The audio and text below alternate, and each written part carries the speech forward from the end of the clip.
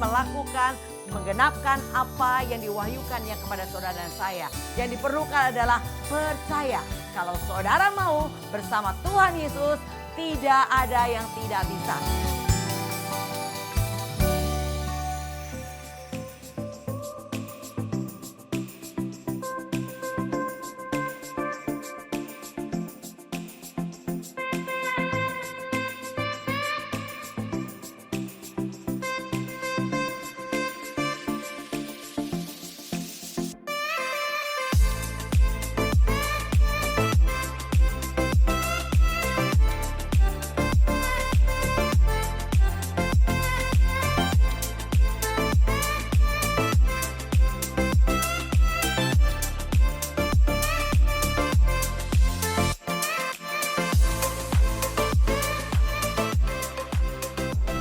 Shalom sahabat Probos, salam jumpa kembali bersama GOB Generation of Breakthrough. Hari ini saya akan menyampaikan satu tema, kedatangan Kristus kembali. Sebelumnya mari kita satukan hati berdoa.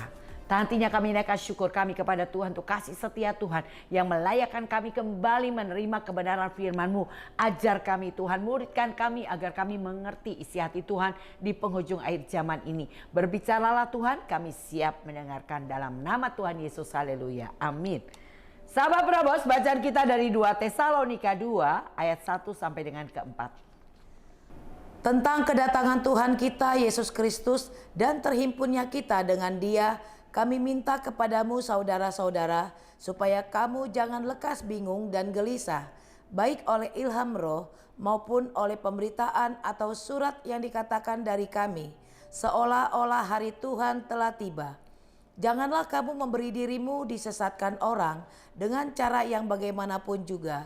Sebab sebelum hari itu haruslah datang dahulu murtad dan haruslah dinyatakan dahulu manusia durhaka yang harus binasa, yaitu lawan yang meninggikan diri di atas segala yang disebut atau yang disembah sebagai Allah.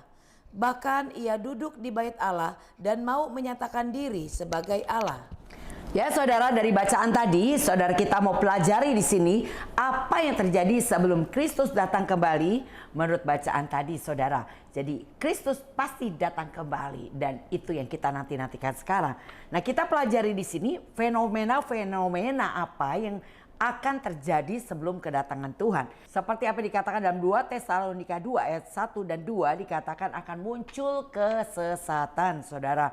Akan banyak pengajar-pengajar palsu semakin giat melakukan aksinya untuk menyesatkan banyak orang percaya. Nah, ini yang sedang terjadi dan kita tahu memang itu yang sedang terjadi di depan kita. Banyak pengajar-pengajar palsu terlebih sekarang ini begitu sangat bebas mereka mengajar bisa melalui media-media YouTube, TikTok atau media-media lainnya sehingga banyak orang mendengar dan ketika mereka mendengar, nah mereka kalau tidak mempunyai dasar yang kuat maka bisa disesatkan. Nah, inilah akhir zaman saudara menjelang kedatangan Tuhan kembali. Penyesatan itu akan selalu menggunakan cara-cara yang mirip saudara. Dibuat hampir sama agar tidak kelihatan sebagai hal yang palsu. Kalau produk-produk zaman sekarang banyak tuh ya saudara, ada KW1, KW2, KW3 ya. Kita nggak tahu membedakannya kalau memang kita tidak ahli di bidangnya. Tetapi orang yang mengerti tentang produk-produk asli tentunya bisa membedakan ini asli atau ini ternyata palsu. Jadi harus tahu mana yang asli. Begitu juga saudara dan saya, kalau saudara di akhir zaman ini tidak mengenal kebenaran yang sesungguhnya yang Tuhan ajarkan melalui kitab suci, saudara bisa disesatkan. Karena mereka juga diperlengkapi dengan segala kemampuan berbicara, pengetahuan menurut apa yang diajarkan dalam pengajaran mereka. Jadi oleh karena itu yang diperlukan adalah mari saudara hari ini waktunya biar kita mau dimuridkan. Saudara baca firman Tuhan setiap hari dan saudara dengar apa kata hamba-hamba Tuhan yang ada di gereja lokal saudara. Mereka sebagai pemimpin mereka diperlengkapi dengan kepekaan untuk mengerti isi hati Tuhan. Nah oleh karena itu saudara jangan biarkan diri kita disesatkan. Karena mereka menyesatkan dengan cara-cara yang mirip. Sepertinya benar juga ya kalau kita pikir-pikir begitu saudara. Kalau kita tidak tahu kebenarannya. Nah saudara, kita diminta untuk mewaspadai penyesatan ini, dan langkah waspada dan tertanam dalam kebenaran itu adalah kuncinya. Jadi saudara harus waspada dan tertanam di dalam kebenaran, artinya saudara mempunyai prinsip untuk menjadi pelaku firman Tuhan. Kebenaran seperti apa? Kebenaran yang diajarkan oleh para pemimpin-pemimpin rohani di mana saudara tertanam. Saudara baca firman-Nya setiap hari, dengarkan pengajaran yang diberikan oleh gereja lokal saudara, dan saya percaya saudara pasti akan semakin berakar ketika saudara melakukan setiap kebenaran yang saudara dapatkan di setiap kesempatan yang ada. Yaitu waktu mengalami masalah, waktu mengalami pergumulan, waktu menghadapi tantangan, dan saudara ingat akan kebenaran firman-Nya, saudara melakukannya, saudara akan semakin berakar, bertumbuh, dan pastinya berbuah. Yang diperlukan adalah ketekunan. Nah inilah saudara yang perlu waspadai, yang perlu kita waspadai di akhir zaman ini menjelang kedatangan Yesus kembali, yaitu akan muncul yang namanya penyesatan, dan itu makin marak hari-hari ini saudara, dengan bebasnya kita menontonnya yaitu melalui media-media yang ada pada saat ini. Nah kedua saudara, apa yang menjadi fenomena kedatangan Tuhan selain penyesatan, akan muncul kemurtatan. Seperti tadi kita baca kembali di ayat 3. Janganlah kamu memberi dirimu disesatkan orang dengan cara yang bagaimanapun juga, sebab sebelum hari itu haruslah datang dahulu murtad, dan haruslah dinyatakan dahulu manusia durhaka yang harus binasa. Ya saudara, dimulai kemurtatan atau disebut apostasi ya, berarti menjauh atau meninggalkan. Arti lain dari kata tersebut adalah pembelotan atau pemberontakan. Nah ini akan terjadi menjelang kedatangan Tuhan. Munculnya pemberontakan, ketidaktaatan saudara, dan mereka mulai menjauh dan akhirnya mereka mulai meninggalkan. Ya seperti yang seringkali saya katakan dalam slogan kita, mengurangi mulai dari angka 1, nanti akan ada 2, akan ada 3, nanti akan berikutnya mulai melipir-melipir dan akhirnya hilang saudara. Itu yang akan terjadi. Dimulai dengan ketidaktaatan, yaitu pemberontakan yang dilakukan oleh manusia di akhir zaman ini. Maka saudara, penting sekali saudara, tertanam di dalam pikiran saudara kata taat, ya, taat. Kalau dibolak-balik hurufnya tetap taat saudara, yaitu nurut-nurut aja. Dimana saudara tertanam di gereja lokal saudara, bukan saudara yang memilih, karena dikatakan Tuhan yang memanggil, memilih, dan menempatkan saudara ada di tempat di mana saudara berada hari ini. Dan ketika saudara di tempat itu, saudara perlu tertanam komitmen, punya integritas. Nah itu yang saudara dan saya harus lakukan, yaitu melalui mengikuti segala aktivitas gereja lokal saudara. Dan kalau saudara mengikuti, saudara harus punya komitmen. Artinya jangan memulai dan di tengah jalan kita sudah tidak ada lagi. Tapi pastikan slogan ini, kalau saya sudah memulai, saya tidak akan mengakhiri sampai Tuhan Yesus datang. Nah itulah yang harus saudara dan saya lakukan. Itu namanya saudara punya komitmen dan integritas. Nah saya percaya kalau saudara adalah orang yang seperti demikian, taat untuk melakukan aktivitas gereja lokal, taat ketika gembala memerintahkan saudara melakukan sesuatu, saya percaya saudara tidak akan mengalami yang namanya penyesatan atau kemurtatan. Saudara akan tetap berdiri teguh saudara. Saudara akan berkata, aku bukan berdiri di tengah badai. Tidak ada yang bisa membuat kita terlempar, tetapi kita akan tetap bertahan. Kuncinya adalah tadi, yaitu jangan menjauh. Karena tujuan iblis menggoda manusia cuma satu, menjauhkan saudara dari Tuhan. Karena kalau saudara jauh dari Tuhan, saudara gak bisa berbuat apa-apa. Kita menjadi orang bodoh saudara, yang tidak mengerti arah dan tujuan di mana kita harus melangkah. Jadi oleh karena itu, tetaplah tertanam, melekat kepada Tuhan, mendekat kepada Tuhan. Dan saya percaya kalau saudara adalah orang yang rajin, saudara tidak akan masuk di dalam masa-masa akhir zaman di mana penyesatan itu semakin marah dan kemurtatan. Kita adalah orang-orang percaya yang pasti beroleh hidup, dikatakan Ibrani 10 ayat 39. Jadi saudara, karena beberapa alasan biasanya seringkali membuat orang menjauh atau meninggalkan, yaitu karena uang, karena jabatan, karena pasangan hidup, dan banyak lagi ya saudara, orang-orang mulai meninggalkan kebenaran. Tapi pastikan itu bukan saudara dan saya. Kita semua mau masuk surga tentunya ya. Kalau saudara mau masuk surga, saudara harus mantapkan hati saudara, mantapkan pikiran saudara, fokus kepada hal-hal yang baik. Ketika kau datang kepada Tuhan, maka dikatakan Tuhanlah yang merintis jalan yang lurus bagi orang-orang benar. Jadi oleh karena itu kau hanya perlu datang kepada Tuhan. Saya percaya apa yang dikatakan, carilah aku maka engkau akan hidup, demikian kata firman Tuhan. Dan aku datang memberi hidup yang berkelimpahan. Jadi kuncinya cuma satu untuk saudara memperoleh kehidupannya sesungguhnya adalah carilah Tuhan, saudara. Di mana Tuhan saudara cari? Ya tentunya di dalam ibadah 2-3 orang berkumpul aku hadir, kata Tuhan. Jadi setiap kali saudara datang ibadah, saudara sedang mencari Tuhan. Saudara mendengar kebenarannya, saudara menerima teguran dan nasihatnya. Dan kita mau berbalik dan bertobat saudara. Karena teguran adalah tanda kasih. Selama saudara masih tertegur dengan firman Tuhan, karena saudara tidak di posisi yang tepat, berarti saudara masih diperdulikan oleh Tuhan. Bahkan orang yang dihajar, disesat sekalipun, itu tanda Tuhan masih mengasihi mereka, saudara. Tetapi kalau saudara sudah dibiarkan, artinya saudara sudah nggak dianggap lagi sebagai anak. Mau datang atau tidak nggak ada yang nanya. Pelayanan atau tidak nggak ada yang menegur saudara. Berarti hati-hati saudara, saudara sudah dibiarkan saudara. Masih mending kalau kita masih ditegur, kita masih dihajar dan disesat. Berarti Tuhan masih peduli untuk meluruskan jalan kita. Nah itulah saudara yang harus kita lakukan. Orang tidak lagi akan memegang imannya sebagai sesuatu yang penting dan layak dipertahankan. Banyak orang tidak bisa mempertahankan imannya. Maka Tuhan bertanya, waktu aku datang kembali, akankah aku dapatkan iman di muka bumi? Ternyata nggak banyak orang yang bisa mempertahankan imannya sampai garis finish. Sampai Tuhan panggil atau ubah kita dalam tubuh kemuliaan. Masihkah kita berpegang dengan iman kita kepada Tuhan? Dan itu adalah pertanyaan yang saudara ajukan kepada diri saudara sendiri. Saya mau tetap mempertahankan iman. Oleh karena itu saudara harus tekun.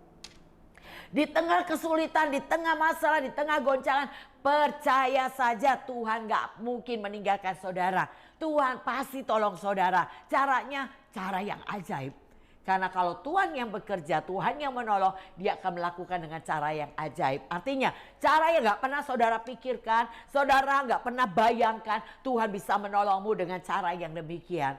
Jadi yang diperlukan adalah percaya saja. Bukan hanya sekedar percaya dengan lagu dan perkataan, tapi percaya dengan tindakan. Tidak khawatir, tidak takut, tidak putus asa, tapi percaya Tuhan akan melakukan segala yang baik buat saudara dan saya. Nah inilah yang saudara harus lakukan. Munculnya kemurtatan itu tidak bisa saudara halangi, itu pasti terjadi. Karena kita ada di akhir zaman. Bukan akhir zaman saja, penghujung akhir zaman. Tuhan Yesus bisa datang kapan saja, setiap saat, setiap waktu untuk menjemput kita. Nah saudara, fenomena yang ketiga adalah munculnya roh antikris. Kita baca dari 1 Yohanes 2 ayat 18 dan 19. Anak-anakku, waktu ini adalah waktu yang terakhir, dan seperti yang telah kamu dengar, seorang antikristus akan datang. Sekarang telah bangkit banyak antikristus. Itulah tandanya bahwa waktu ini benar-benar adalah waktu yang terakhir. Memang mereka berasal dari antara kita, tetapi mereka tidak sungguh-sungguh termasuk pada kita. Sebab jika mereka sungguh-sungguh termasuk pada kita, niscaya mereka tetap bersama-sama dengan kita. Tetapi hal itu terjadi supaya menjadi nyata bahwa tidak semua mereka sungguh-sungguh termasuk pada kita. Ya saudara, jadi kita tadi sudah baca bahwa roh antikris ternyata bukan dari luar kita, bukan dari orang-orang yang tidak percaya. Mereka berasal dari lingkungan kita, mereka ada di gereja lokal, mereka bahkan mungkin melayani atau bahkan mereka adalah seorang yang sudah menjadi pejabat, pendeta saudara. Bisa loh memiliki roh antikris dalam hidupnya ketika mereka tidak menjadi orang yang sungguh-sungguh. Saudara, mengingat masa-masa sulit ini tidak ada yang bisa kita lakukan kecuali kita memperteguh iman percaya kita dan pengenalan kita kepada Kristus. Oleh karena itu hari-hari ini marak di semua gereja sedang berbicara tentang pemuritan. Ya, yang pertama Tuhan cari adalah murid. Kenapa? Dikatakan bahwa dia akan datang kembali seperti ia naik ke surga. Nah itulah saudara, kita percayai Tuhan Yesus pasti datang kembali. Dan saudara, yang harus kita lakukan adalah mari saudara pertahankan diri kita menjadi murid. Dan bukan murid biasa, murid yang excellent saudara. Karena Yesus akan datang kembali dan dia akan mengangkat para murid-muridnya untuk tinggal di tempat yang sudah disediakan di kerajaannya, yaitu kerajaan surga. Ia menyediakan tempat buat kita. Dan saudara perlu tahu bahwa murid yang diangkat Tuhan bukan murid yang biasa, tapi murid yang excellent. Karena pengangkatan orang percaya itu hanya bisa diterima oleh murid yang bukan biasa, murid yang excellent. Seperti seorang bisa masuk jalur undangan khusus masuk perguruan tinggi negeri karena ia adalah murid yang bukan murid biasa, tapi murid yang excellent, yang mempunyai nilai baik, stabil, cenderung naik. Itu saudara ya. Jadi nilainya adalah baik, stabil, cenderung naik. Jadi nggak ada naik turun, nggak ada, nggak bisa saudara ya. Jadi nilainya harus nilai yang baik, stabil, dan cenderung naik meningkat ke arah excellent saudara, nilai yang terbaik. Dan itulah murid yang akan memperoleh jalur khusus, yaitu masuk ke perguruan tinggi tanpa tes.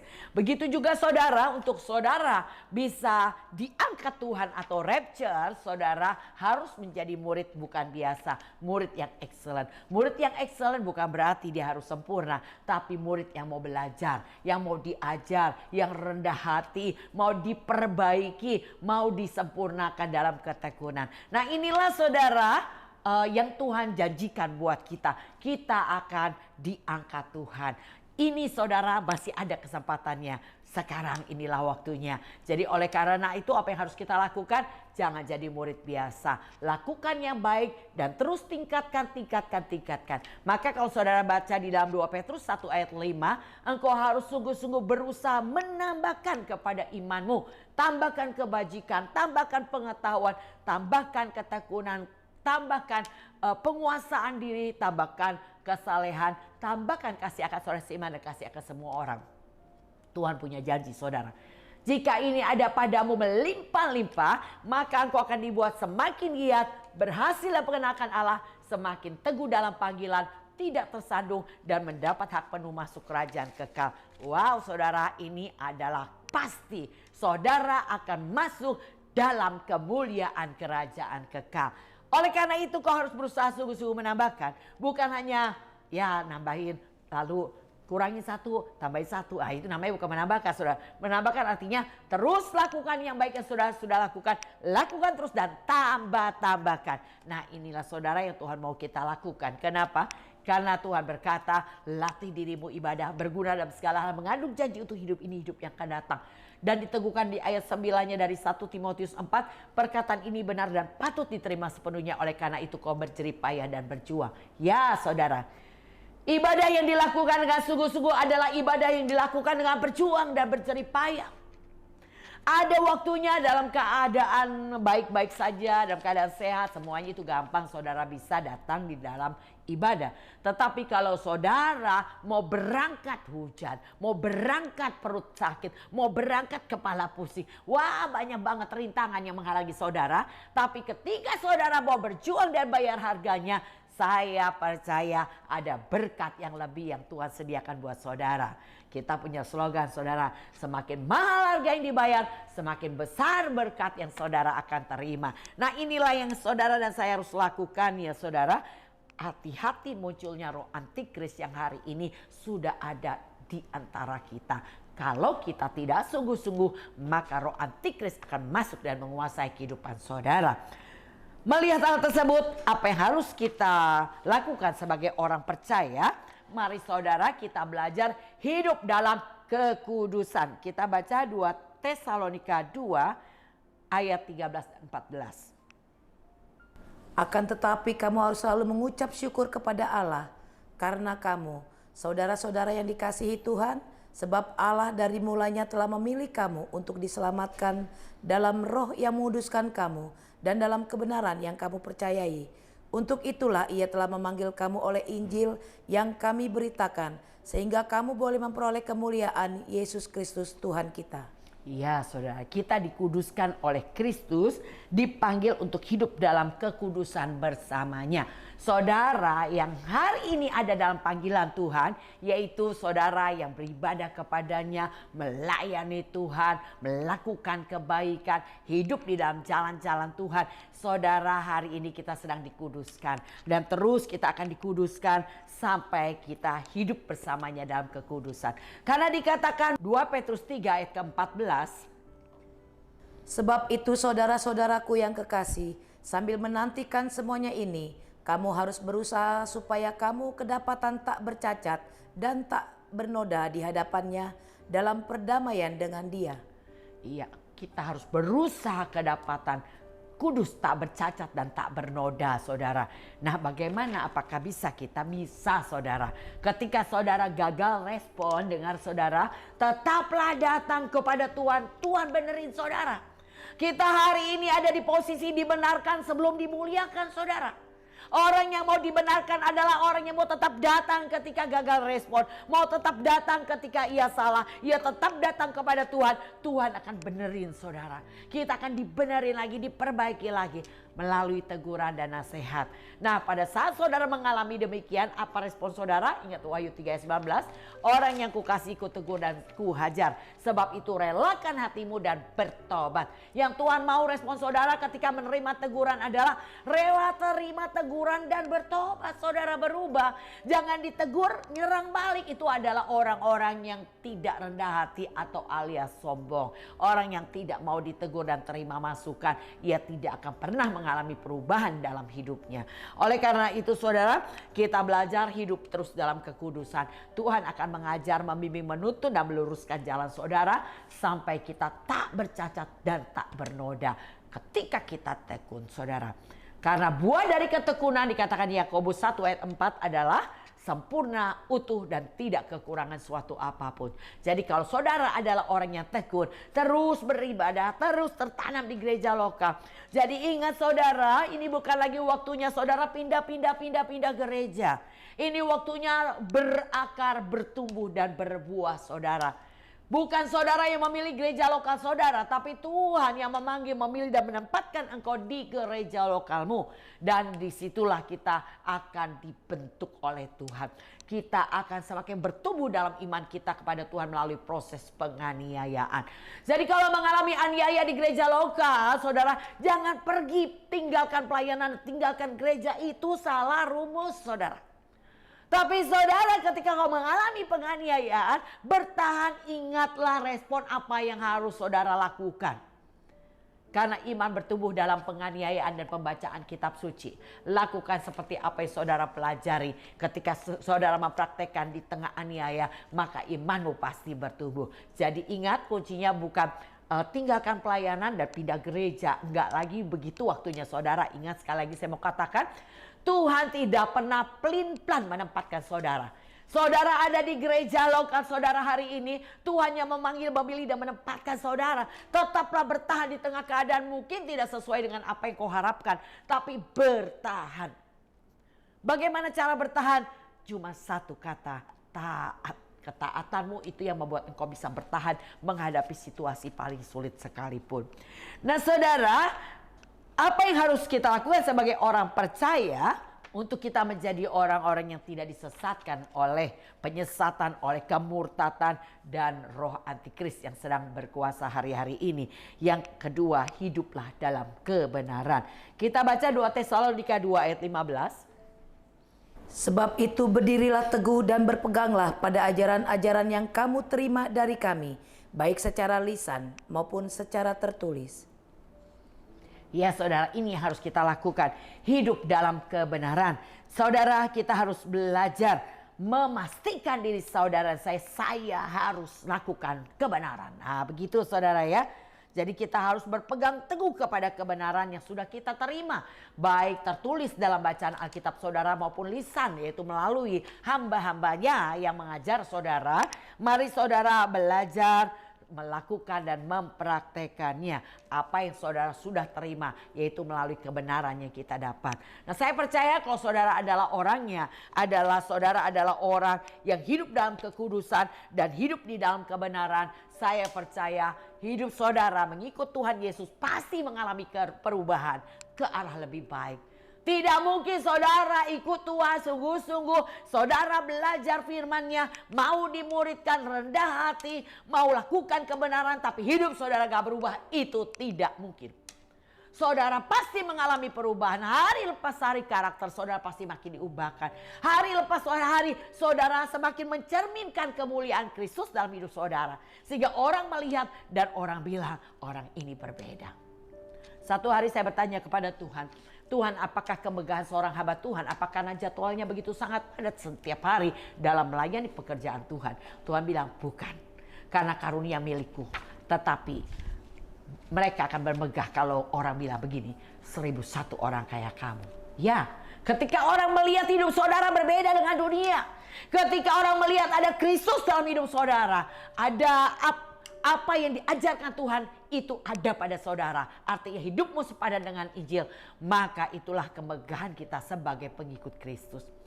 Itulah saudara yang harus kita lakukan hari-hari ini. Jadilah berbeda dengan dunia. Jangan biarkan saudara disesatkan. Jangan biarkan kemurtatan itu menguasai hidupmu. Dan jangan biarkan roh antikris bekerja dalam hidupmu. Caranya yaitu saudara, mari beri diri saudara untuk dimuridkan. Jadilah murid yang baik, yang mau belajar, mendengar dan melakukan apa yang saudara dengar. Saya percaya kalau saudara melakukan hal demikian, maka saat sangkakala terakhir terdengar, kita semua diubah dalam tubuh kemuliaan. Kita boleh bersama dengan Tuhan di awan permai, masuk dalam pesta perjamuan kawin anak domba dan menerima mahkota sesuai dengan apa yang kita lakukan di muka bumi ini. Kesempatan masih ada, puji Tuhan, untuk kita rapture saudara diangkat Tuhan. Jadi oleh karena itu, jadilah murid excellent. Yang excellent adalah murid yang nilainya baik, stabil, cenderung naik. Maka saya percaya saudara mendapat hak khusus ya. Prioritas saudara, yaitu kita tidak melalui jalur penganiayaan, tapi kita langsung diangkat Tuhan dan bersama Tuhan dan pasti masuk surga. Demikian sahabat penerobos, itulah yang harus saudara dan saya lakukan menjelang Tuhan Yesus datang kembali. Jangan biarkan kesesatan dan kemurtatan serta roh antikris berkuasa atas hidup kita. Caranya adalah yaitu hidup dalam kekudusan dan belajar hidup dalam kebenaran. Saya akan berdoa buat sahabat penerobos, biarlah kita boleh menjadi pelaku firman Tuhan, bukan hanya menjadi pendengar, sehingga kita mengerti bagaimana dan apa yang Tuhan mau untuk kita lakukan. Kebenaran yang asli kita dapat membedakannya. Mari saudara arahkan tanganmu kepada Tuhan. Bapa, hamba berdoa bagi semua kami, khususnya pendengar program kami sahabat penerobos. Mari Tuhan kuatkan, teguhkan hati kami untuk mata kami tertuju kepada Tuhan. Mampukan kami abaikan keinginan dan terus memikul salib kami sampai menuntaskannya. Hidup kami dipulihkan dan diubahkan menjadi semakin serupa dengan Kristus. Terima kasih Bapa, tutup bungkus kami kuasa darah-Mu. Dalam nama Tuhan Yesus kami naikkan syukur untuk pengurapan dan kekuatan yang Tuhan berikan. Haleluya, amin. Demikian sahabat penerobos, mari terus belajar. Saya tetap mengundang sahabat penerobos untuk bergabung bersama kami dalam komunitas pemuritan GOB. Saudara boleh catat nomor di bawah ini dan katakan saya rindu untuk bergabung dengan komunitas pemuritan GOB. Saya akan kasih link juga buat saudara. Tuhan Yesus memberkati. Salam GOB.